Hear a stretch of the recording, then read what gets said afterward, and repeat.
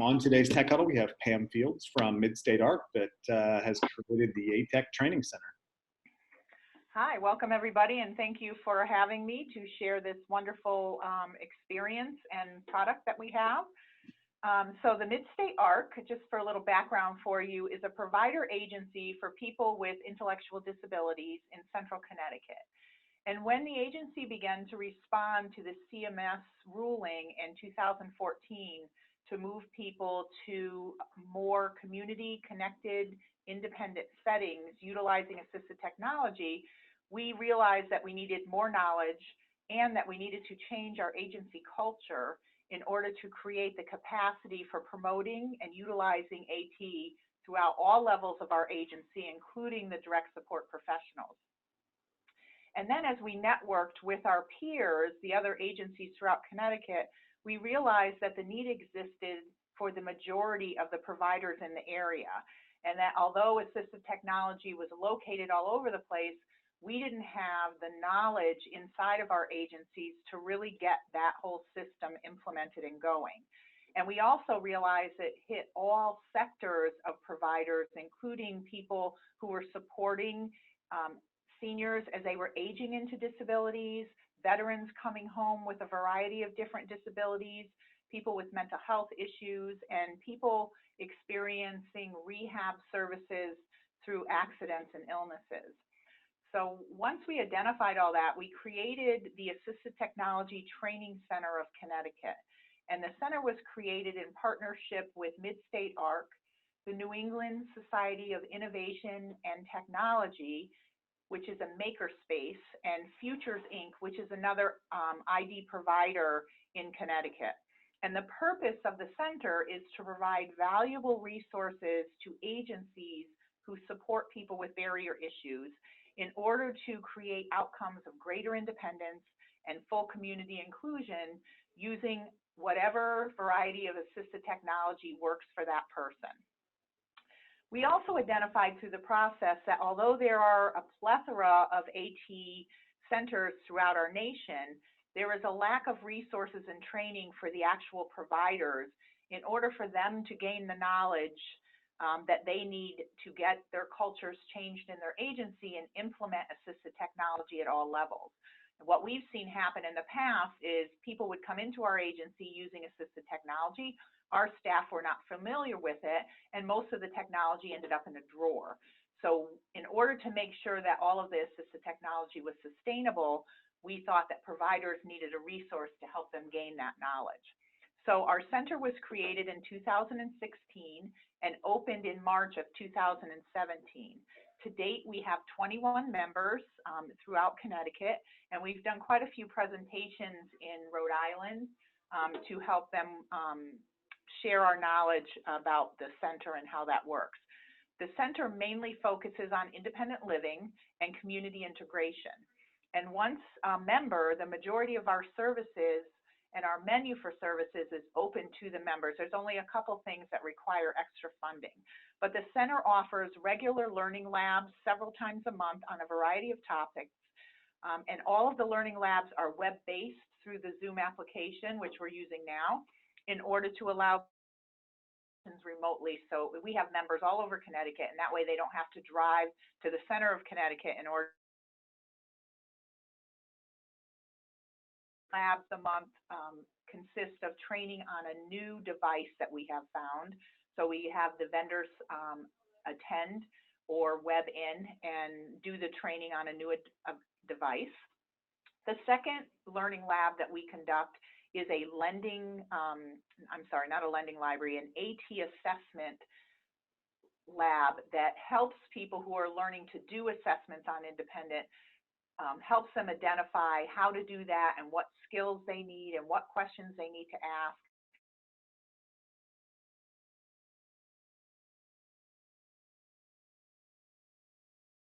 Together as a community of providers, we look at areas that we're looking at assistive technology for, barriers that we're seeing with the people we support, and we start to research and find those devices out there. So several of the new devices we have in our center came from those research labs that we've conducted, which are really exciting. The center has also partnered with Mike Murata, who is a RESNA certified assistant technology professional out of New Jersey, and that's a mouthful. And he has designed an AT Academy just for the Assistive Technology Training Center on how to conduct an assessment. So he goes through that process, and he does it through 3 webinars and 1 on-site 8-hour class. And the members have to pay for that particular class because that's an upcharge to the center. And then we use that information and the learning materials from there in our ongoing assistive technology assessment labs that we have every month. So the providers can come together and say, okay, we would like to assess this person. Then we sort of do like a mock assessment, and we go through the process of starting the assessment on there to help the provider learn what steps they need to take and how to go through that process. The center also has a lending library where all of the members can borrow equipment and try it with the individuals they support before they buy it. And this gives them an opportunity to make sure the device is really the right fit for them. And that has worked really well for us. So the whole environment of the AT Center is a cooperative environment. We learn from each other. We're all learning together. So we get together and we network and we share information, and we keep that information in different resource categories and libraries so that our members can access it. All of our trainings are going to be recorded, so members can go back in and see the training labs that they've missed, or if they are interested in a device that we've already showcased, they can go back and look at that device. They'll be able to pick the equipment off the website through the learning labs, the lending library, and be able to go through the menu there and see what's available for them. The other thing the center offers is consultation. So we go with the agencies, we've consulted with them on just different areas if they're trying to get one of their group homes equipped for assistive technology, if they're looking at different communication devices or a day program or connections into the community. We'll go in and work with them and help them connect themselves in that area to give them the resources that they're looking for. The AT Center also conducts its own assessments with families. So if a family comes to us and would like us to assess their family member for the use of assistive technology, we do that also. And in the early summer, we're going to be offering remote monitoring services for people in Connecticut. We already do that for our own agency. We have probably about 14 people that are using assistive technology to live more independently. And so that remote monitoring services will not only benefit us, but it will benefit anybody else in the area in Connecticut who would like to use that service. And DDS, who is our major funder, the Department of Developmental Services, is writing that into their waiver. So that will allow for the funding of that services, which is really exciting. So the other piece, State ARC, is currently working with the Department of Developmental Disabilities on an innovative pilot program to move people from costly segregated group homes into their own apartments using assistive technology. And we started this pilot last year. 4 people have successfully transitioned into this program, saving the state annualized $130,000 just for those 4 people. And they have really come a long way. It's not just people that we thought could move into their own apartment. One individual is highly behavioral and was requiring physical interventions on a weekly basis. She has been in her own apartment without physical interventions for a year. Another gentleman who has had 24-hour supports in the group home, he's now living in his own apartment with 25 hours of supports a week using assistive technology. And then a third person has been able to stay at home in his family home, even though his mom went into a nursing home. Instead of moving him to a group home, we were able to upfit the house and get the family all set up, and he now has the monitoring in his own home. So we've seen the success with it, and as we're sharing it with agencies through the Assistive Technology Training Center, we think that it's going to allow all of the agencies to move forward in that and benefit both themselves and benefit all of the people that they provide supports for. So I don't know if there's other questions or if people have anything to ask, or if you want to hear more details on the success stories. Actually, we did have a couple of questions come in the comments. What a great resource was one, and my lights are shutting off on me in here. So I think the question is they use to teach, do you teach assess? I'm not sure exactly what. Star, can you repeat the first part of that question there? And then she asked a question, do they use Joy Zabala? Is that making sense to anybody? Yes, it is based on her set assessment tools. We do use those. Yes, we do. Okay. So who is Joy? Just curious. She is the woman who created those assessment tools for people with barrier issues, and they're really a variety of different papers that help you walk through the different areas you would like to assess, whether it's their communication skills or their ability to have fine motor skills, looking at, you know, can they move their hands in the open and close movement that some devices require. So it allows you to walk through all of the different stages, whether it's communication or physical disabilities, just to get through everything to make sure you have all the questions you need in order to choose the right device. So they're really nice documents to use. And she allows people to use them as long as she's being given credit for the work that she's done. Got it. That's a really good resource. I'll look that up. Thank you. Yeah, she's awesome. And she may, you know, you might want to reach out and have her come on because she has she's been in this field for a long time. Yeah, absolutely. Okay, so she asked another question. How do you teach assessments to providers to do with the individuals that they're serving?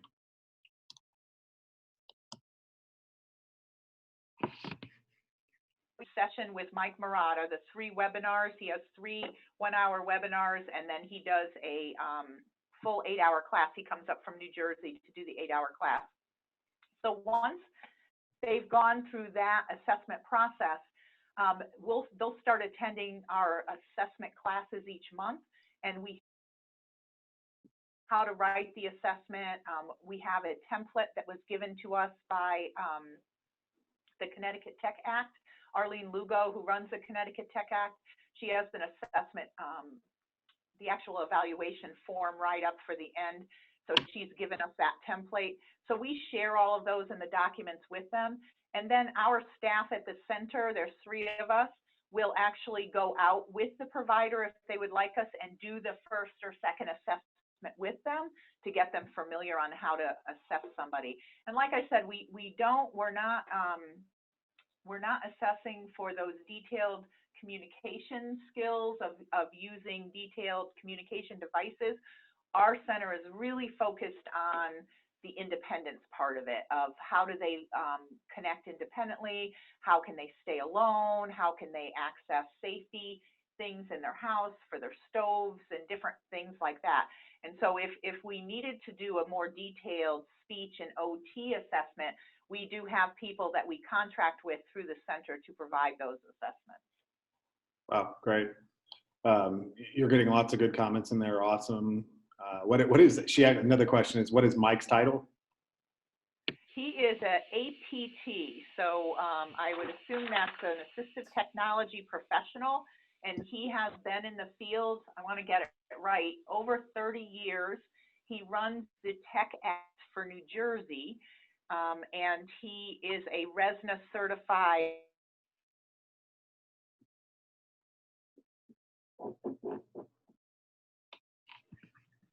Great. Can you explain again, and if anybody else has questions, please feel free to throw them in the chat. Otherwise, I'll start to dominate this. So I'll make sure I'll keep an eye on it. So it sounds like the ATech Training Center is a partnership between Mid-State ARC, a provider membership base, as well as your local state ATech program.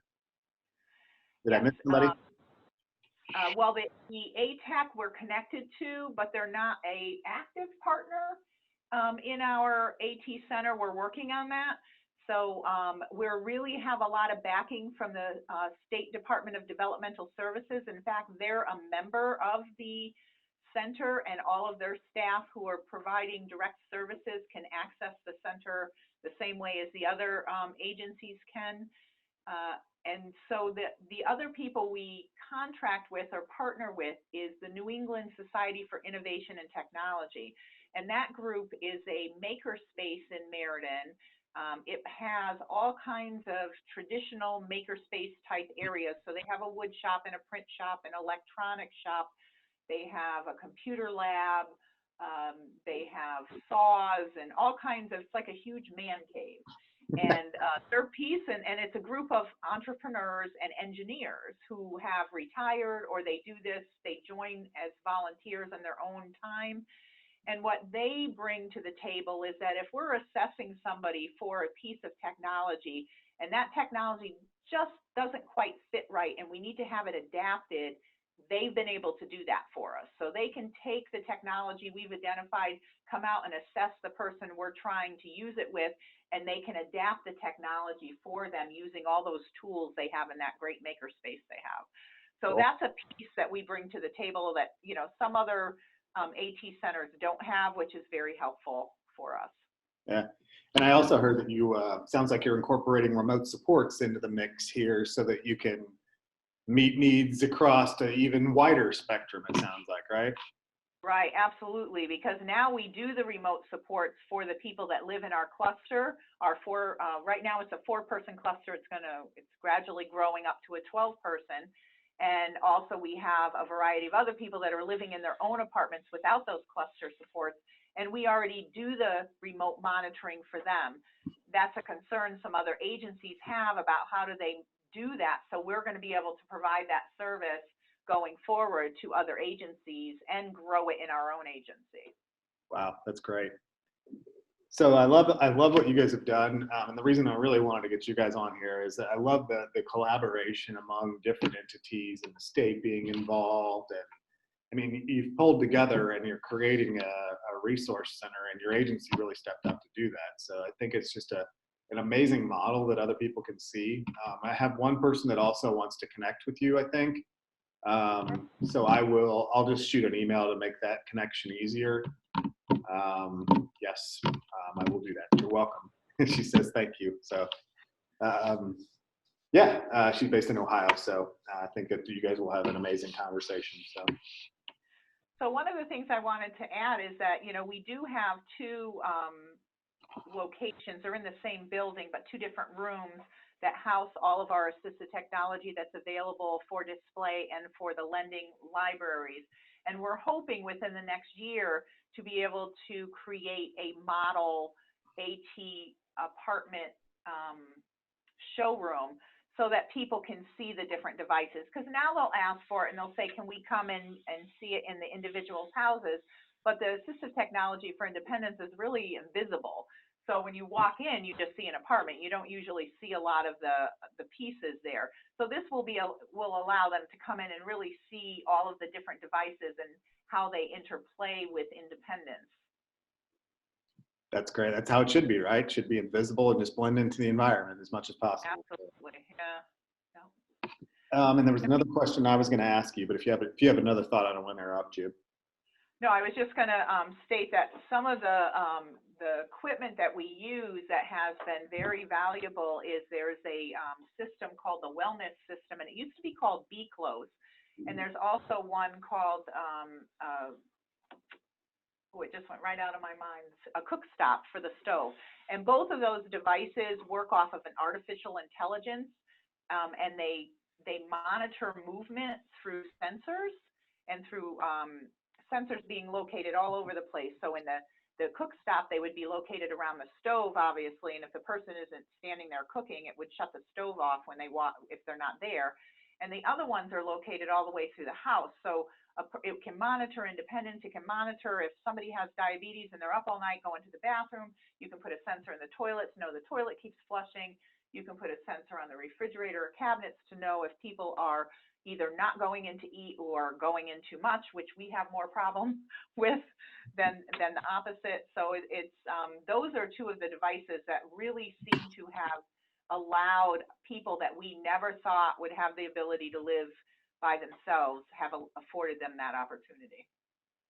And my last question is, how did you guys fund this? How are you funding it? Is it are you able to cash flow it through the services that you're providing? Did your organization have to pump a bunch of money in to get this? How'd you get it started, and how are you keeping it going, if you don't mind me asking?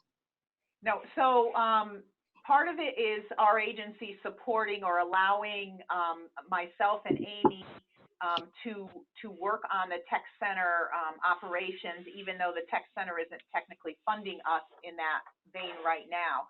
All of the equipment we have in the tech center and all of the lending library has been obtained through grant writing. So we've probably obtained between $130,000 and $150,000 worth of grants just in equipment. Then DDS is supporting us in the project and has made sure that there's waiver funding available for the assessment. So when we conduct the assessments through the center, we receive funding for the assessments. Then each of the members pay a membership fee, and that membership fee actually funds the operations, the physical operations of the center. So it pays for the space, it pays for the lights and the heat and the internet and all of those pieces to have the center running. And then it starting to allow us now some money to cover the staffing. So we have a grant, an operational grant in process now that we're hoping to get awarded in September. And that will allow us to have full-time staffing in the center to really push for that sustainability. Wow, that's awesome. Sounds like you've pulled together an amazing resource there. So how do, somebody says go grants, yeah. Yeah, they're nice. How should people get in touch with you, Pam, if they're interested in kind of chatting with you or learn more about what you've got? People can email me or give me a call. You can shoot it off, but my email is fields@midstatearc.org, and my direct line is 203-238-8362. So you can connect with me either, in either of those places, and myself and Amy will handle that correspondence and address all of the questions and hopefully meet some of your resources. Great. Well, thank you, Pam. Amy, if you're there and you can hear us, thank you as well. It sounds like you guys are doing cool things. I thought that might be who you were looking at. Thank you both. It's really exciting to hear the innovative ways that you guys are pulling resources together for people in Connecticut and other places. So right, and all over, because because we're remote, we can have members all over, so we don't have to just be in Connecticut. So that's an important piece to note. Okay, yeah. So anybody outside of Connecticut, I think Disability Cocoon should talk to you about that. So yeah, awesome. All right. Well, I'm gonna make sure. Actually, we had a couple of things come in here in the Q&A that I didn't see. Connect as well to hear about the success stories. Okay, I've got another person that would like to connect with you to learn about some of your success stories. So I will, the person that asked that, Rayanne, I will get you connected with Pam by email. Great, thank you. Well, thanks again. Appreciate you doing this. And I want to set up another call with you here soon too. So we need to stay in touch. Okay, thank you. Thanks all. Have a good day. Take care.